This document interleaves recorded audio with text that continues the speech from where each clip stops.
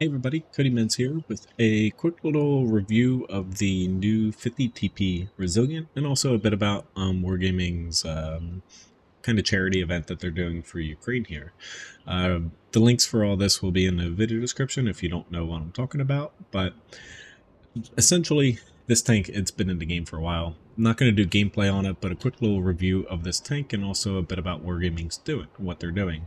I think it's pretty, give them credit, pretty good idea. You know, they've already donated quite a bit to Ukraine, essentially, and compared to the now kind of separate Lesta, Wargaming essentially, severed ties, with the existing part of the company that's on the opposite side of the whole political spectrum now. But in any event, different video, that I am not going to cover and touch with a 10-foot pole, but apparently purchasing this tank is illegal if you're in Russia, and you will go basically to prison for it. Interesting. You can look more into that. There's a bit online, some news covering it, essentially for like gaming news. More or less though, so I'm going to get into a bit about the tank. Quick little overview though. They're calling this rollout for Ukraine. A bit about this is essentially what they've donated thus far, and 100% of basically the proceeds for whether you're buying the 50 TP Resilient, which is just a reskinned 50 TP prototype, or the cheaper essentially bundle that has the camouflages in it that you can apply to any tank.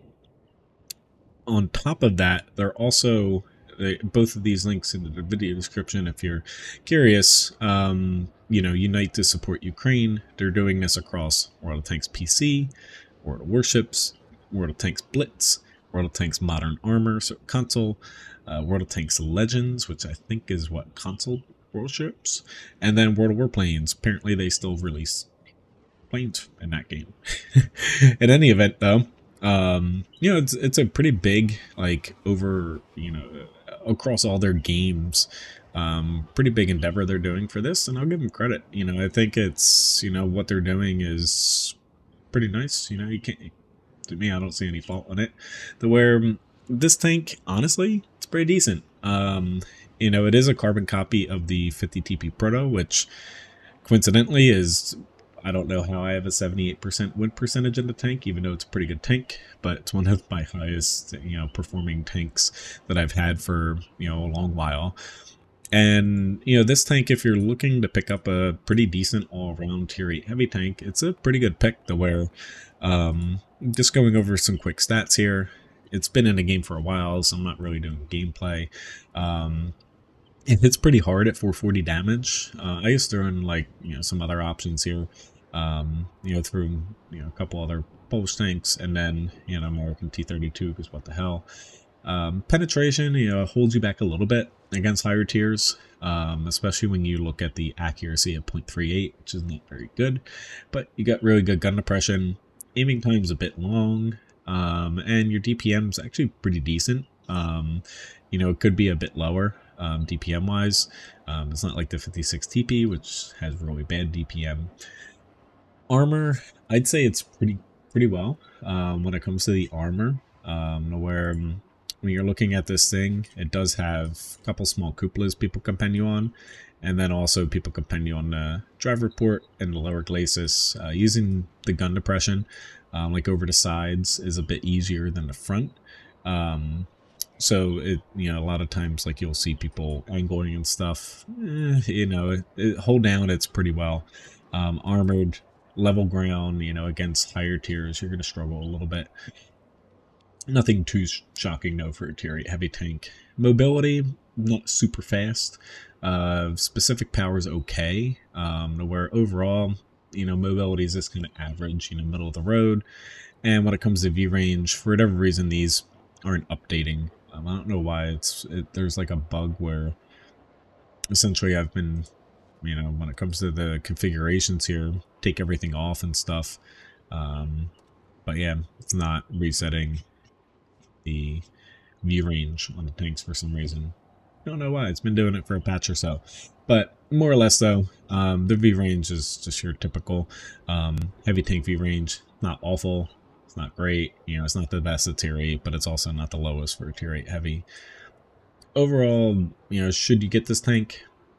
I would say, you know, if you're looking to spend money, granted, Holiday Ops is coming up soon here, and that's usually like the best bang for your buck.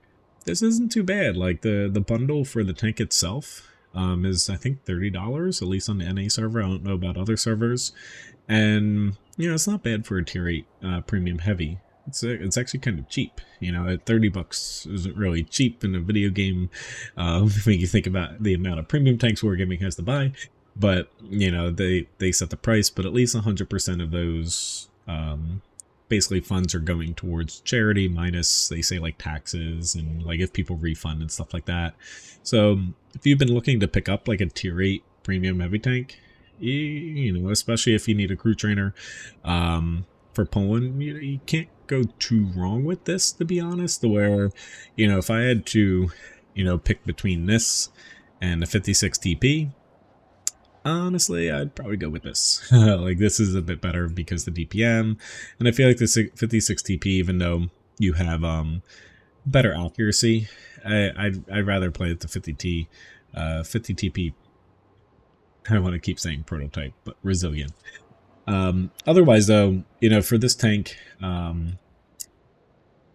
you know, if you're already owning this tank, do you need a second copy of it? That's another thing, because when you're looking at the bundles here, if you did want to get something and, you know, you don't want to just donate to charity outside the game, which you very much could do so, you could pick up, you know, essentially the styles, you know, for the tank, the camouflages that you could apply to any tank, which, you know, it looks pretty cool to where, you know, you get some different decals too, like sunflowers and stuff like that.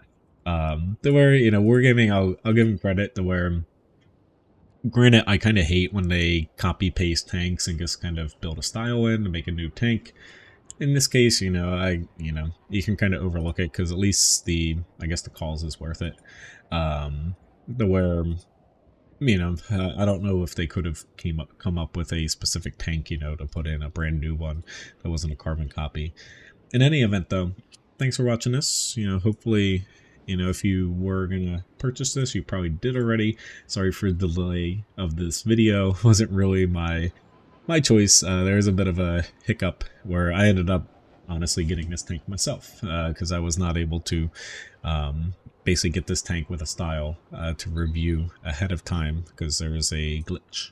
In any event, thanks for watching. Leave some comments and stuff if you bought this or your kind of thoughts on this, and I'll see you guys in another video. Thanks. Have a good one.